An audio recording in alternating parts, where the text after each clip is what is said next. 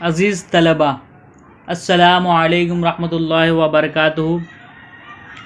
आज हम लोग नासिर काज़मी साहब की एक गज़ल पढ़ने जा रहे हैं जो कि बहुत मशहूर है। और ये गज़ल जो है तक़सीम मुल्क के बाद लिखी गई है, इसलिए इस गज़ल में जा बजा गम देखा जा सकता है, दर्द देखा जा सकता है।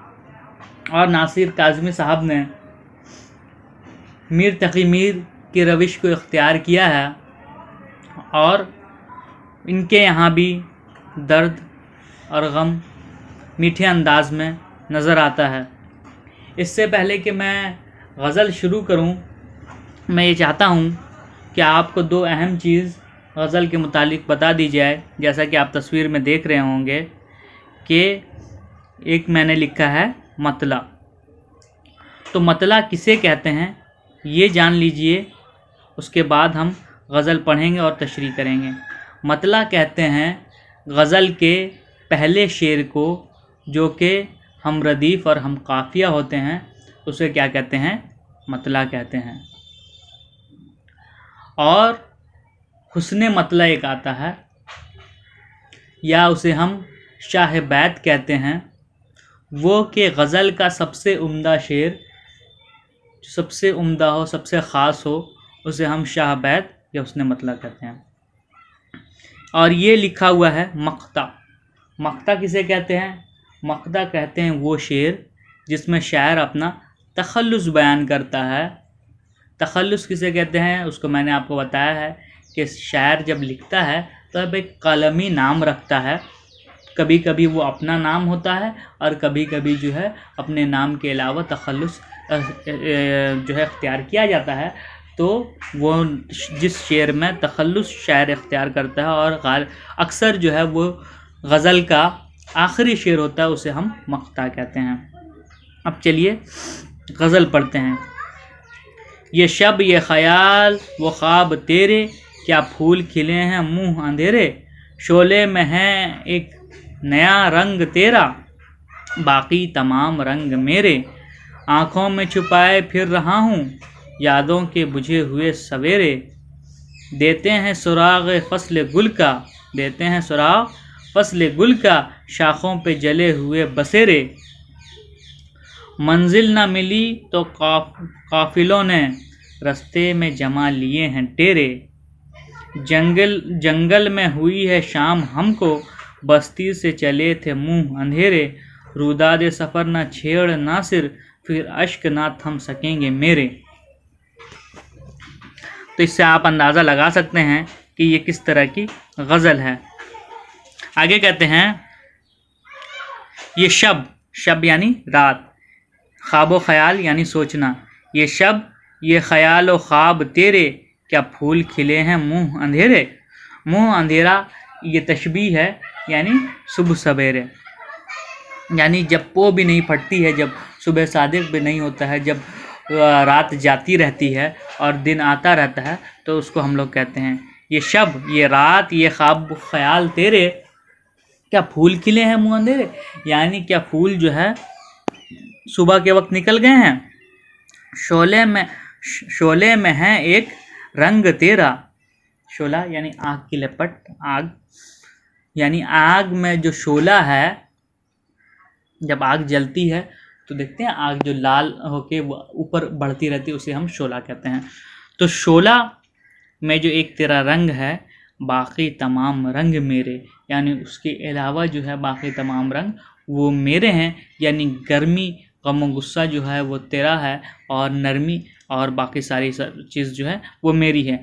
आँखों में छुपाए फिर रहा हूँ, आँखों में छुपाए फिर रहा हूँ यादों के बुझे हुए सवेरे।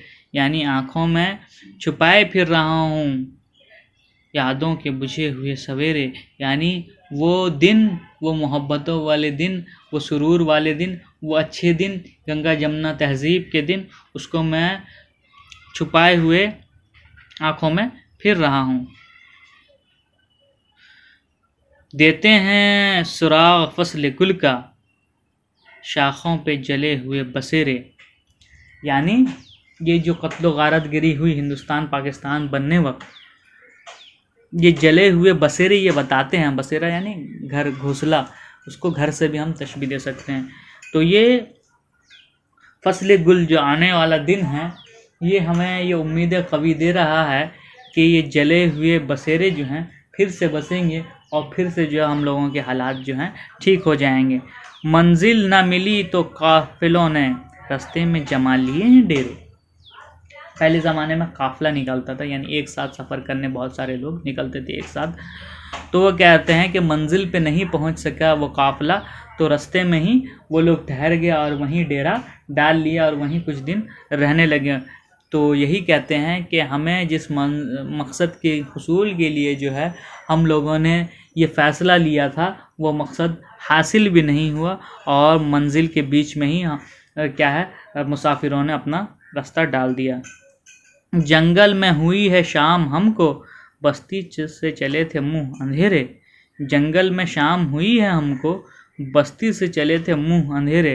यानी जंगल में ही शाम हो गई और मंजिल मकसूद तक हम नहीं पहुंच सके, बस्ती से चले थे मुंह अंधेरे। यानी बस्ती से जब निकले थे, अपने घर से जब निकले थे, मुंह अंधेरे यानी सुबह भी नहीं हुई थी और अंधेरे ही अंधेरे, मतलब भोर के आप समझ लीजिए 4 बजे 3:30 बजे हम निकले थे कि उस वक्त सुबह भी नहीं हुई थी। लेकिन इसके बावजूद जो है हम अपने मंजिल मकसूद तक नहीं पहुंच सके और शाम जो हो गई कहाँ हो गई, जंगल में हो गई। रुदादे सफ़र न छेड़ नासिर, रुदादे सफ़र न छेड़ नासिर, फिर अश्क थम सकेंगे ना मेरे। यानी सफ़र की दास्तान ना छेड़ नासिर कि ये सफ़र कैसा रहा, ये बहुत दर्दनाक रहा हिंदुस्तान पाकिस्तान की तकसीम और उसके बाद जो कुछ भी हुआ। अश्क थम सकेंगे ना मेरे, आंसू मेरे फिर नहीं थम सकेंगे अगर इस रुदाद को छेड़ दिया जाए। तो ये जो है देखिए उस ज़माने के जितने भी शायर हैं हम लोगों ने पढ़ा, अक्सर की शायरी में यही दर्द है, क्योंकि उस ज़माने में जो देखा, अदब यही है, अदब जो है ज़माने का अक्कास होता है, उसकी तर्जमानी करता है। और अदीब और शायर वही है जो अपने ज़माने के अक्स को अपनी शायरी और अपनी किताब के ज़रिए, अपने मज़मूनों के ज़रिए ज़ाहिर करे।